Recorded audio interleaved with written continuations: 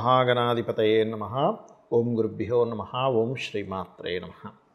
అరుణాం కరుణాతరంగితాక్షీం ధృతపాశాంకుశపుష్పబాణచాపాం అనిమాదిభిరావృతాం మయూకైః అహమిత్యేవ విభావయే భవానీం. శ్రీమాత్రే నమః. ప్రేక్షకులకి ఆ లలితాంబిక అమ్మవారి యొక్క అనుగ్రహం పరిపూర్ణంగా కలగాలని మనస్ఫూర్తిగా కోరుకుంటూ మనం ఈరోజు చాలామంది ఇప్పుడు బయట జరుగుతున్నటువంటి సంఘటనలకి భయపడుతూ ఉన్నారు. ప్రయాణం చేయాలంటే భయం. అది బస్సు ఎక్కాలన్నా, ట్రైన్ ఎక్కాలన్నా, ఎలా ప్రయాణం చేయాలన్నా భయపడుతున్నారు. ఎందుకంటే ఒక ఆటో ఇంకోటి ఏదో ఢీకొని నిన్న మొన్న ఒకరు బస్సు మంటల్లో కలిసిపోయి, లేకపోతే బస్సు పాపం యాక్సిడెంట్ అయ్యి, ఇలా రకరకాలుగా అవుతూ ఉన్నప్పుడు చాలామంది నన్ను అడుగుతున్న విషయం ఏంటంటే, ఏమంటే మా రాశిరీత్యా ఎటువంటి పరిహారం చేసుకుంటే మంచిది అని అడగడం జరుగుతుంది. అయితే ఈ యొక్క అంశాలు చెప్తుంది నేనైనప్పటికీ కూడా చెప్పేసిన సాక్షాత్ లలిత అమ్మవారికి భావిస్తూ అసలు ఈ కాంబినేషన్స్ ఎందుకు ఉన్నాయి, ఎందుకు అలా జరుగుతుందంటే, ఒకటి శని రాశుల్లో రాహు ఉంటూ, రాహు గురు రాశుల్లో ఉంటూ, గురువు కర్కాటక రాశిలో ఉన్నాడు. అందుకే ప్రయాణాల మీద ఎక్కువ ఎఫెక్ట్ పడుతుంది. అలాగే కుజబుధులు కలిసి ఉన్నారు, రవి నీచబడి ఉన్నాడు. ఇవన్నీ కూడా కాంబినేషన్స్ చెప్పాలంటే. అయితే దీని గురించి మనం ఒక్కొక్క రాశి గురించి వాళ్ళు తీసుకోవాల్సిన జాగ్రత్త, వాళ్ళు చేసుకోవాల్సిన మంత్రం ఏమిటనే విషయం మనం ఇప్పుడు తెలుసుకుందాం. కుంభం వారికి కనుక చూసుకున్నట్లయితే ప్రస్తుతం మీకు రాహు రాశిలో ఉన్నాడు. ఏలినాడు శని కూడా నడుస్తుంది అనేటువంటి ఒక భయం మిమ్మల్ని వెంటాడుతుంది.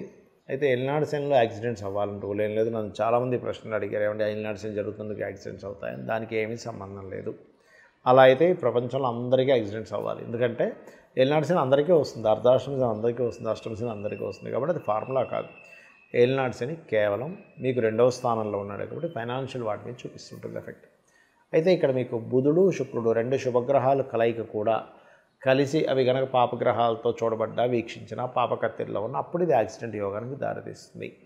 మరి అలాంటప్పుడు ఇది ఏ గ్రహాల ద్వారా అయితే పాపకత్తిరి ఏర్పడిందో ఆ గ్రహాలకి దానం ఇవ్వడం, మంత్రం చేసుకోవడం చేయాలి. అయితే మీరు ఎక్కువగా విష్ణువుని తలుచుకొని కనుక బయలుదేరినట్టయితే కూడా మీకు ఎటువంటి యాక్సిడెంట్స్ అనేవి జరగవు. గుర్తుపెట్టుకోండి, విష్ణుమూర్తిని తలుచుకొని బయటకు వెళ్తూ ఉండండి.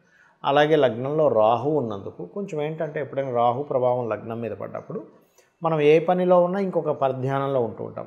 అది సమ్ టైమ్స్ వాహనం మీద వెళ్ళేటప్పుడు ఇచ్చేటువంటి రిజల్ట్స్ను కూడా సంబంధం కలిగి ఉంటుంది. గుర్తుపెట్టుకోండి. కాబట్టి ఈ రాహువు ఎప్పుడైతే రాశిలో ఉన్నాడో, ఈ రాహు ఎప్పుడైతే కుంభరాశి అయిందో, కుంభం వారికి ఏంటంటే ప్రత్యేకంగా మీకు ఒకటే గుర్తుపెట్టుకోండి. ఈ కుంభము వారికి ఇక్కడ గమనించినట్లయితే ఈ యొక్క రాహువు లగ్నంలో ఉండడము, చతుర్థాధిపతి శుక్రుడు అయినందుకు సహజంగా వీళ్ళకి ఏంటంటే సహజ లక్షణాల్లో ఎంజాయ్గా ఉండాలి, సంతోషంగా ఉండాలి, ఎప్పుడు ఆనందంగా ఉండాలి అనేటువంటి భావన ఎక్కువగా ఉంటుంది మీకు. అయితే లగ్నంలో రాహు ఉండి చతుర్థ స్థానాధిపతి కొంత పాపగ్రహాలతో కలుస్తున్నప్పుడు, అష్టమాధిపతి అయిన బుధుడు కూడా మీకు సహజంగా అష్టమాధిపతి బుధుడు కుజుడితో ఉన్నాడు కాబట్టి కాస్త మీరు ఊహించుకోవడము, ఫోన్లు మాట్లాడుతూ, అసలు ఎవరు ఫోన్ మాట్లాడుతూ డ్రైవ్ చేయకూడదు. ఇటువంటివి చేయకుండా ఉంటే మంచిది. ఎక్కువగా ఓం నమో నారాయణాయ అనే చాంటింగ్ చేస్తూ ఉండండి. గోలు, క్యారెట్స్, గ్రాసము మరియు అదేవిధంగా మనకి బియ్యం పిండి మరియు అదేవిధంగా బెల్లం కలిపినటువంటి ఒక 4 ఉండలు తినిపించడం, ఇవి చేయండి, ఖచ్చితంగా బాగుంటుంది. చాలామంది అడుగుతున్న విషయం ఏంటంటే, మనం ఆల్రెడీ ఇటువంటివన్నీ జరుగుతాయని ఉగాది సంవత్సరం సమయంలోనే చెప్పడం జరిగింది. జాగ్రత్త తీసుకోమని కూడా చెప్పడం జరిగింది. అంటే ఇక్కడ ఏంటంటే మనం అర్థం చేసుకోవాల్సింది, ఇదేదో మనం చెప్పేసాం గొప్పతనం కాదు. ఇదంతా కూడా మహర్షుల యొక్క గొప్పతనం. మహర్షులు మనకి ముండేన్ ఆస్ట్రాలజీ అని ఇచ్చారు. మైథుని జ్యోతిష్యం అంటారు. ఆ మైథుని జ్యోతిష్యంలో కొన్ని సూత్రాలు ఉన్నాయి. అంటే కుజుడు అగ్రెసివ్ ప్లానెట్స్ కలిస్తే ఏంటి, అగ్రెసివ్ ప్లానెట్స్ అంటే కొంచెం కుజుడు రాహు అగ్రెసివ్ రిజల్ట్స్ ఇచ్చే ప్లానెట్స్ కనుక వీక్షణ పడుతున్నా, లేదా శని కుజుడు వీక్షణ పడుతున్నా ఇలాంటివి జరుగుతాయని చెప్పడం జరిగింది. అయితే ఇక్కడ పర్టికులర్గా ఏంటంటే ఈ నవంబర్ మాసం అంతా కూడా పర్టికులర్గా ఈ వీటి మీద వెళ్ళేది అంటే ఏంటి, నేల మీద వెళ్ళేటువంటి లేదా జలాల్లో వెళ్ళేటువంటి వాహనాల మీద జాగ్రత్తగా ఉండాలి. నవంబర్ 12 నుంచి పర్టికులర్గా మీరు వాయువు అంటే ఏంటి, ఫ్లైట్స్ మీద వెళ్ళేటువంటి వాటిల్లో కూడా జాగ్రత్త పడాలి. అంటే ఫ్లైట్ జర్నీస్లో వెళ్తూ ఉంటారు. ఎందుకంటే అది మే ఎండింగ్ వరకు ఉంది. మరలా మే ఎండింగ్ తర్వాత ఇట్స్ వెరీ క్లియర్లీ అగైన్ మళ్ళీ కర్కాటకంలోకి వస్తాడు గురువు. కాబట్టి అప్పుడు మళ్ళీ కాస్త ప్రయాణం చేసేటప్పుడు. కాకపోతే నేను చెప్పేది ఒకటే, మీ అందరికీ కూడా ఒకటే సూచన, మీరు మనసులో మీ ఇష్టదైవాన్ని మనస్ఫూర్తిగా అమ్మవారు కావచ్చు, అయ్యవారు కావచ్చు, నన్ను రక్షిస్తుంది, ఆ మహాశక్తి నన్ను రక్షిస్తుంది అనేటువంటి భావనతో మీరు బయలుదేరండి. అప్పుడు ఏమీ కాదు. ఎందుకంటే చాలామంది నాకు ఈ మధ్య సార్ ఇలా జరుగుతున్నాయి, నేను ప్రయాణం చేయొచ్చా చేయకూడదు అని చాలామంది అడుగుతూ ఉన్నారు. మీ జన్మజాతకంలో కనుక 4వ అధిపతి 8వ కలిసి ఉన్నారు, లేదా 4వ భావాన్ని పోర్ట్ఫోలియో చేసే గ్రహము 8వ భావాన్ని పోర్ట్ఫోలియో చేసే గ్రహాలు, ఇప్పుడు భావాధిపతులు వేరుగా ఉంటారు, అందులో ఉండే నక్షత్రం వేరుగా ఉంటుంది. మనకి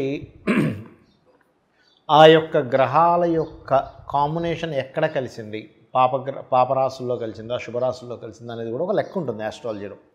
అలాగ మీకు గనక 4th లార్డ్ 8th లార్డ్ కలిసి ఉంటే ఖచ్చితంగా ఆ గ్రహాలకు సంబంధించినటువంటి దానం ఇవ్వండి. అంటే సింపుల్ ఎగ్జాంపుల్, రవి అనుకోండి గోధుమలు ఎరుపు రంగు వస్త్రం, చంద్రుడు అనుకోండి బియ్యము తెలుపు రంగు వస్త్రం, కుజుడు అనుకోండి కందులు ఎరుపు రంగు వస్త్రం, అలాగే బుధుడు కనుక అయినట్లయితే పెసలు గ్రీన్ కలర్ వస్త్రం, గురువు అయితే శనగలు ఎల్లో కలర్ వస్త్రము, శుక్రుడైతే బొబ్బర్లు వైట్ కలర్ వస్త్రము, శని అయితే నువ్వులు బ్లూ కలర్ వస్త్రము, రాహు అయితే మినుములు సిమెంట్ కలర్ వస్త్రము, కేతు అయితే ఉలవలు మల్టీ కలర్ క్లాత్. ఇలాగా ఒక్కొక్కసారి మన రాహుకేతువులకు ఓన్ హౌసెస్ ఉండవు కదా, అంటే అవి ఏ రాశుల్లో ఉంటే ఆ రాశి యొక్క తత్వాన్ని అవి తీసుకుని ఉంటాయి. అది ఏ గ్రహమైనా బట్ రాహుకేతువులకు ఓన్ హౌసెస్ ఉండవు కాబట్టి ఈ రకంగా తీసుకోవాలి. అయితే ఇందులో కనుక మీకు ఉదాహరణకు ఉచ్చస్థానంలో ఉన్నాయనుకోండి, ఏం కంగారు పడకండి, అది ఒక రకంగా ప్రాపర్టీ యోగాన్ని కూడా ఇస్తుంది. కాకపోతే ఎంతైనా 4-8 కాంబినేషన్ అనేటువంటిది కేవలం మీకు యాక్సిడెంట్ అనే కాకుండా కొంచెం మీ మదర్ యొక్క హెల్త్ విషయంలో కూడా చూసుకోవాలని దాని యొక్క అర్థం. అంటే తనకి ఏదైనా చిన్న చిన్న సర్జరీస్ మంచి ఫ్రూట్ఫుల్ సైన్స్లో ఉంటే ఒక్కోసారి చూడండి, మనం ఏదైనా చిన్న సర్జరీ ద్వారా లాంగ్ టర్మ్ ప్రాబ్లం పోగొట్టుకోవచ్చు అని చేయించుకుంటారు. సమస్య కాదు, అది చేయించుకుంటుంటారు. అటువంటివి కూడా పనికొస్తాయి ఇక్కడ. అయితే ఇక్కడ మీరు మరి ఏమిటండి, ఇప్పుడు ఫ్లైట్ ఎక్కుతాము, ఫ్లైట్ మీరు నవంబర్ 12 తర్వాత నుంచి ఫ్లైట్ రిలేటెడ్ సంబంధించిన ప్రయాణాలు కూడా జాగ్రత్తగా ఉండాలి అని చెప్పి మరీ ప్రత్యేకంగా చెప్తున్నారు కదా. మరి ఏమిటి అంటే నేను చెప్పేది ఒకటే గుర్తుపెట్టుకోండి. ఇక్కడ మీరు ఎందులో ప్రయాణం చేసినా మీరు చూసుకోవాల్సింది ఒకటే, మీ జన్మజాతకంలో ఆయుష్ కనుక బలంగా ఉంటే, మనం చూడండి ఆ రోజు ఒక ఫ్లైట్ పడిపోయినప్పుడు ఒక అతను మాత్రం ఏదేదో ఫ్రెష్గా అప్పుడే స్నానం చేసి బయటకు వచ్చినట్టుగా వచ్చేసేట అక్కడక్కడ నడుచుకుంటూ. అంటే ఏమిటి, అతనికి ఆయుష్ ఉంది. మొన్న జరిగిన బస్సు యాక్సిడెంట్లో కూడా కొంతమంది బ్రతికారు, కొంతమంది పాపం చాలా బాధాకరమైనటువంటి అంశం, అది మరణించారు.